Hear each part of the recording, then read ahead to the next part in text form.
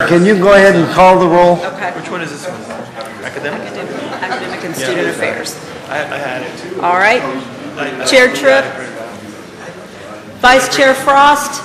She's on the phone. I can bring it up on my iPad. Governor Carter. Here. Governor Caruncho. Here. Governor Kuntz. He was here. He's behind you. He's here. If you call my name later. Governor Robinson.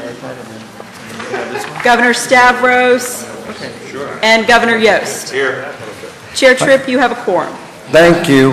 I'd like an approval of the minutes of March 21, 2012. So moved. All in favor say aye. Aye. Okay. We have a number of action items coming before the committee for consideration, and of course a very limited amount of time to work our way through them.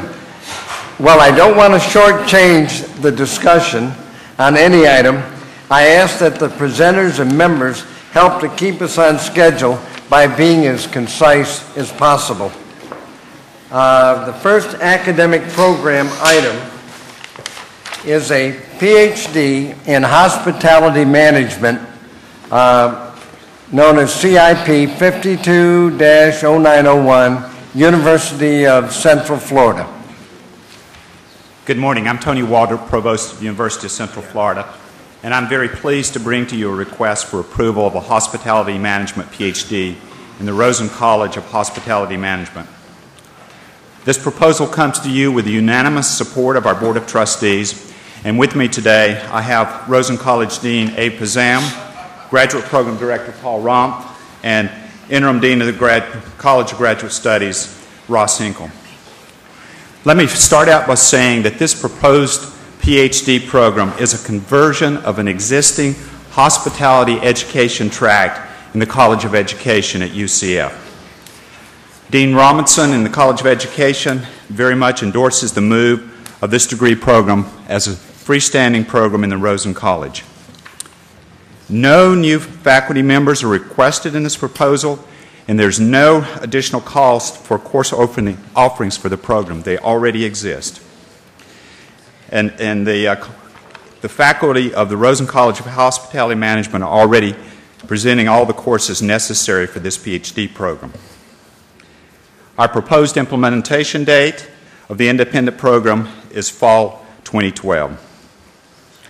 Florida International University and the University of Florida have specializations in hospitality management and tourism within other doctoral programs, but this program at UCF will be the only hospitality management doctoral program in the state of Florida. If you looked at the application, I've included letters from Provost Glover at the University of Florida and Provost Wartzog at Florida International, and they indicate no concerns with us establishing this PhD program. As a brief background for this proposal, when we brought in outstanding external evaluators from other universities, their strong recommendation was that we develop this as an independent doctoral degree program, and I quote, to attract more qualified students and raise the profile of the College of Hospitality Management. The proposed degree program will produce graduates who will serve in the hospitality and tourism industry, and I need not tell this group the largest industry in Florida and the third largest in the world. In 2010, the industry employed nearly 1 million Floridians and served 82.6 million visitors who spent more than $60 billion and generated 22% of the state's sales tax revenue.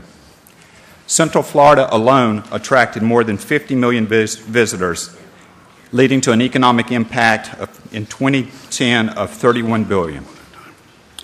We also believe that this independent program will further the position of the Rosen College, which already has a national reputation in hospitality and tourism, but even more importantly, it will serve the needs of the Central Florida city-state. This degree program will produce graduates with the advanced training and skills needed to achieve change and innovation, as well as graduates who will meet the statewide professional and workforce needs. Many of the graduates will teach in Florida's universities and state colleges, and we believe others will work as analysts and managers in industry organizations and large corporations. Let me back that statement up by letting you know that for the students who graduated with the hospitality management track in the College of Education. All have received faculty positions at universities, including 3 within the state university system. This proposal was evaluated and recommended by the department, college, and university graduate committees, and as I mentioned, was unanimously endorsed by our Board of Trustees. Evaluation of this proposal indicates that all program criteria are met or met mostly with strength. Let me repeat that it requires no additional funding, that we will be moving all of the funding from the College of Education to run this program. The only additional cost will be $12,000 that relates to increased needs of library offerings to serve the education for these students. We will certainly be glad to answer any questions. Thank you. The people with you, do they have any quick comments? We appreciate your coming here. Any questions from the board? Yes, Dr. Ellis. Just a comment. I think it's a well laid out and well conceived idea. I think moving it to the Rosen College makes perfectly good sense. I think from the academic side, great idea. All right. Any further comments? Hearing none, do I have a motion to approve? Second. All in favor say aye. Aye. Any opposed? Passes. Thank you very much for your presentation. Item number 3B on the agenda is a request from the University of South Florida for approval to implement a PhD in Applied Behavior Analysis. A letter of support is provided from the University of Florida, where a focus area in ABA is provided within the PhD in Psychology program. I'll now call on Dr. Ralph Wilcox, Provost at USF, to provide a brief overview of the proposed program and to answer any questions. Dr. Wilcox. Good morning, Chairman Tripp, members of the board, Chancellor Brogan. I'm pleased to present for your consideration this morning a proposal for a new PhD program in applied behavioral analysis at the University of South Florida. The proposed program is clearly aligned with the goals and priorities of the Board of Governors and is an integral part of the USF strategic plan. It has been unanimously approved by the USF Board of Trustees and reviewed positively by Board of Governors staff. The program's emphasis will be on preparing behavior analysts who are scientific practitioners. Graduates will be employed in community settings such as schools, residential sites, and individual family homes, dealing with issues such as autism and developmental disabilities, as well as Alzheimer's and dementia. The only other like PhD program in the state university system is at the University of Florida, where an ABA concentration is offered as part of the PhD program in psychology. A letter of support from the University of Florida is included in your packet. The program, which will require 54 semester credit hours beyond the master's degree, will be delivered in large part by existing faculty in the university's College of Behavioral and Community Sciences and the Florida Mental Health Institute, with the addition of 2 new faculty members through internal reallocation. Students enrolled in the program will be expected to pass the national certification exam before advancing to candidacy.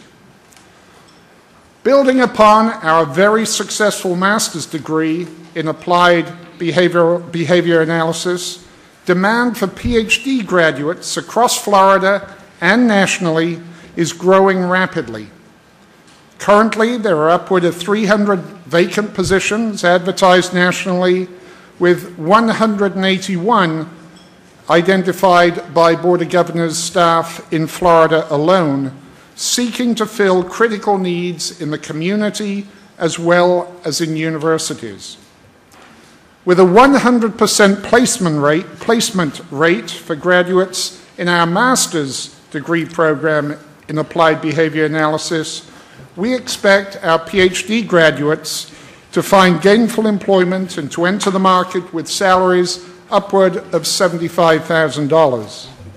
Today, I am joined by Dr. Kim Church, Clinical Director of the Human Development Center Incorporated, one of our community partners, Dr. Mario Hernandez, Chair of the Department of Children and Family Studies at the university, together with Dr. Ray Miltenberger, who has served as President of the national organization, the Association for Behavior Analysis International, and is author of the leading textbook in the field.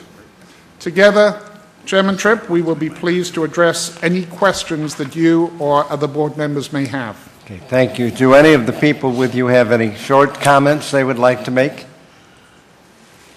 We appreciate your coming. Board, do you have any questions? Second. We have a motion for approval. Second. We have a second. All in favor say aye. Aye. Any opposed? The motion passes. Thank you very much for your presentation. The next item is item number 3C on the agenda. And let me just make a comment that we don't just regularly come up and pass these PhDs. They have been fully vetted by staff. Every member was aware that these PhDs were coming before us, and no one indicated prior to this meeting that they had any concerns with these. John Temple will tell you that when they come up and he doesn't like them, there is some heated debate on whether or not we need these and we go forward. So we don't want this to seem like we're not concerned with them. These are well accepted by the board prior to their getting here.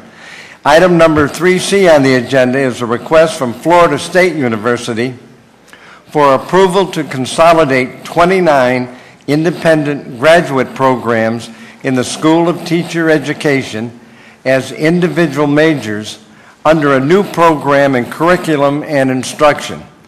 This action is being brought to the Board of Governors for consideration because it requires the technical termination of 9 existing doctorate programs and the creation of a new PhD in curriculum and instruction.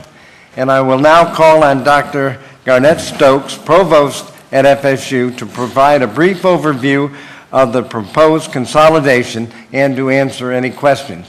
And I'm always glad to hear about consolidation and termination. Sometimes those make sense.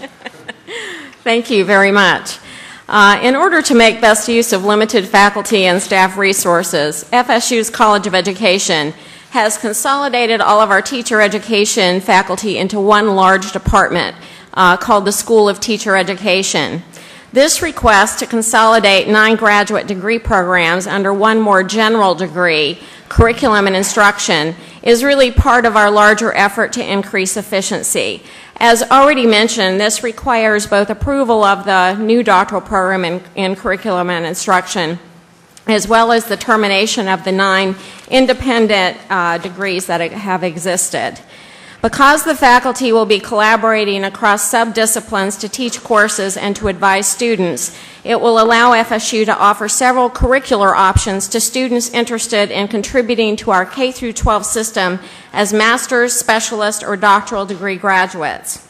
Prior to submitting this request, several key administrators from FSU met with the Board of Governors staff who guided us in preparing a detailed proposal for staff review. As part of that process, our Dean, Marcy Driscoll, reached out to Dean Garcia at Florida International University, which has a similar program. Dean Garcia believes that this administrative change at FSU will not affect the FIU program in any way, including in their ability to have a diverse student population. Further detail about this proposal is found in the Board of Governors staff analysis and agenda item, and I want to thank the staff for assisting us in this endeavor in such a professional manner. They really worked with us very well, and we appreciate it. This proposal received the unanimous approval of our Board of Trustees, and I think, in summary, this represents the consolidation makes best use of our limited resources, and it encourages collaboration and development of broader perspectives among our faculty and graduate students. The structure is also consistent with the way in which teacher education programs are organized at some of our aspirational institutions.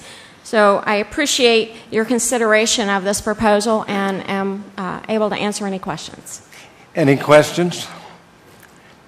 All right, hearing none, I would like, I'm sorry. I have a question, Norman. I have a question. I'm in favor of it, is Patricia, but I want to know that the students who are in the other programs that are being phased out, which I commend you for doing, are they going to be affected with graduation, or is it going to affect their major? No, we affect anyone who is now exists in a program that you are phasing out. The students that are currently there will have the opportunity to decide whether to continue in their current program or to take on this new degree program. So they're going to have the option, and we intend to serve those students through to completion of their degrees, regardless of their choice. Thank you. Any further questions, Pat? No, that's it. I approve of this, yes. Thank you. Anything from the board? Yeah. All right. Do we have a motion to approve? So moved. Second? All in favor say aye. Aye. All right. The motion to approve is the consolidation of Florida State University teacher education graduate programs to create the PhD in Curriculum and Instruction, CIP 13.0301, and terminate the 9 doctoral programs identified in the agenda item and proposal. I'm reading that to make sure that that was the motion. Thank you. Thank you. Items number 3D and 3E on the agenda are requests from the University of North Florida to approve an exception to the 120 credit hours to degree requirement and limited access status for the Bachelor of Science in Biology, medical laboratory science majors. The increase in credit hours is needed because the upper division of the program includes 65 semester hours of core didactic coursework and practicum required by the National Accrediting Agency for Clinical Laboratory Sciences. Limited access status is requested because of limited instructional facilities for the clinical experience required for the completion of the program.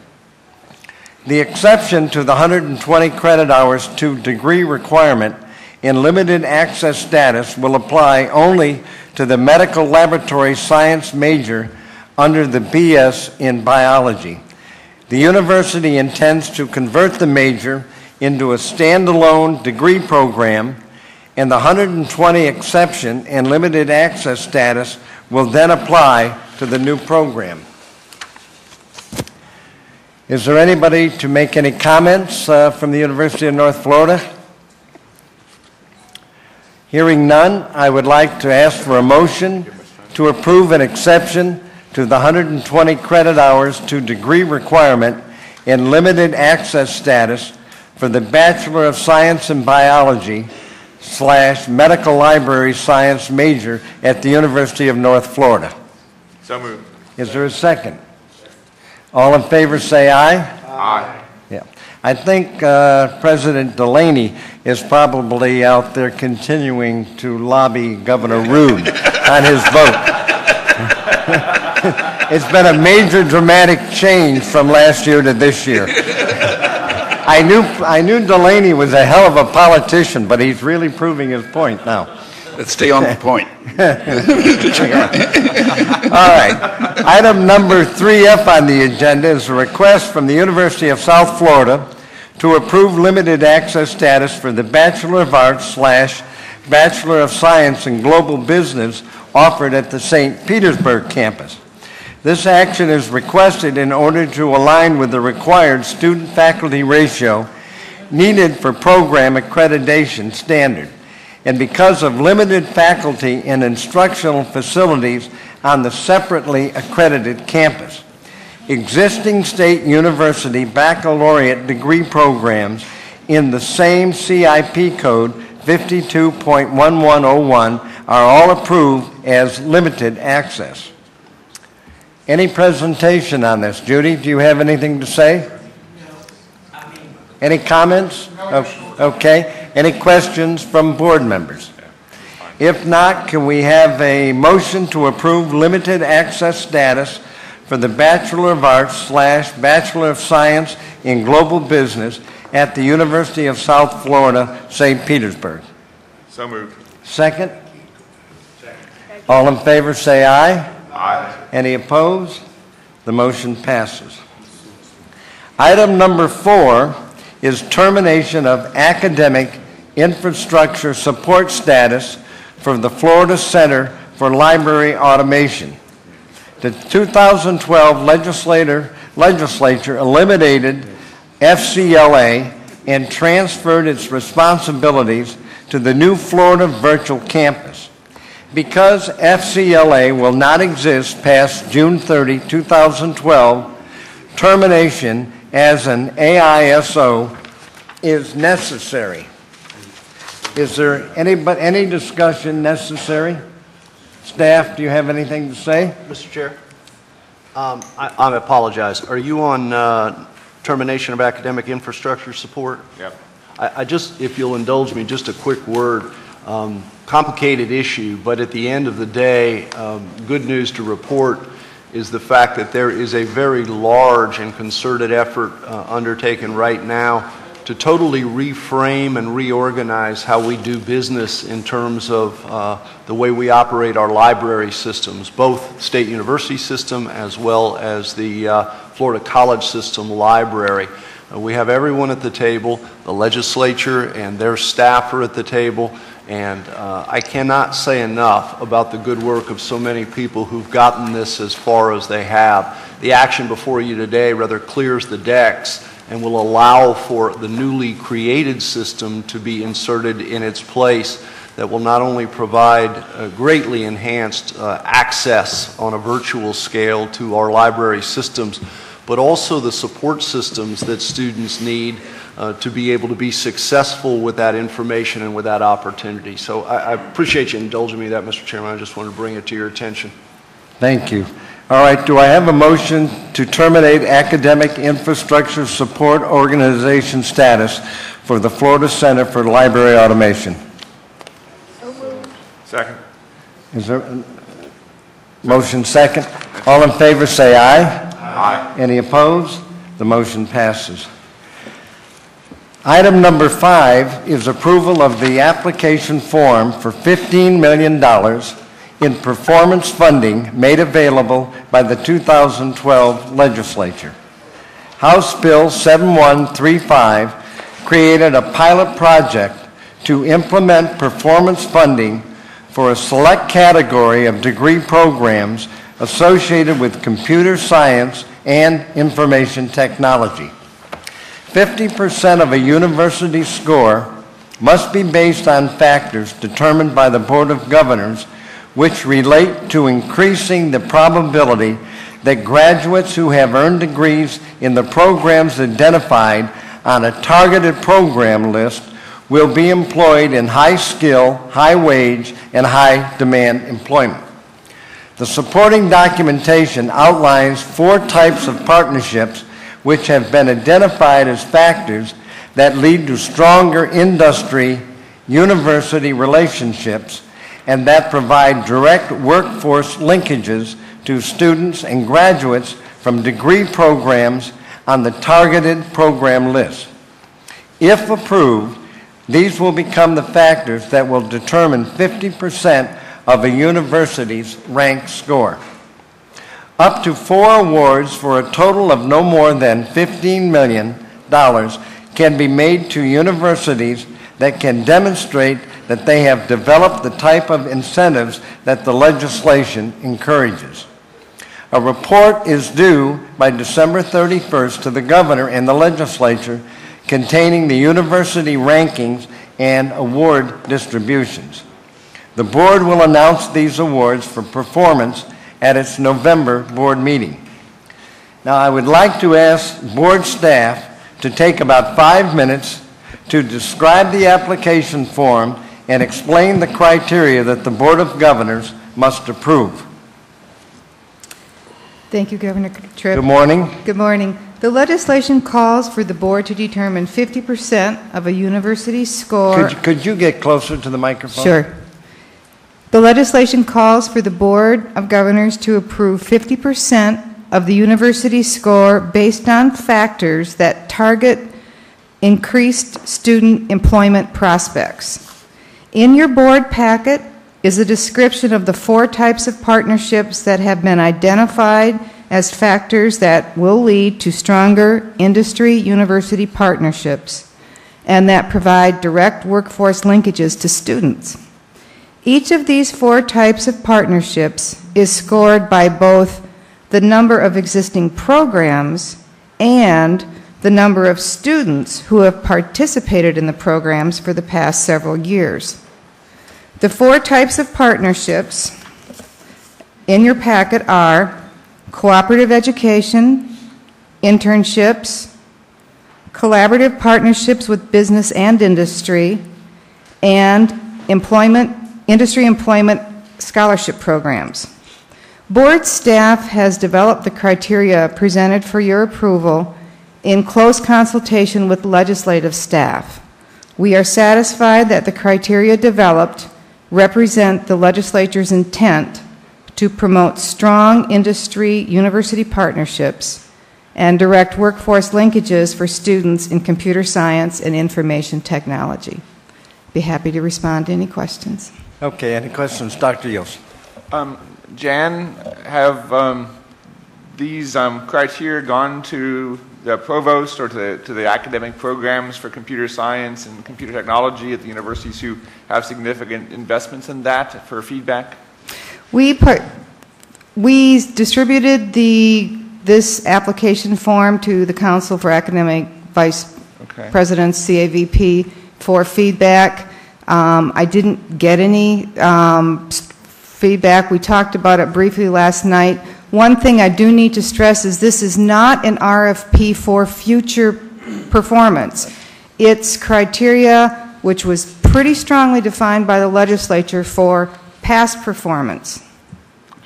Okay, but you've checked with the provost and gotten whatever feedback they were going to offer. Right? I just want to make sure that somewhere that had gotten back, that not only were we worried about legislative intent, but also that it made sense at the university level. I did circulate the application form. Thank you. Okay. Any other questions? All right, I'd like a motion then to approve the application form for $15 million in performance funding made available by the 2012 legislature. So moved. Second? All in favor say aye. Aye. Any opposed?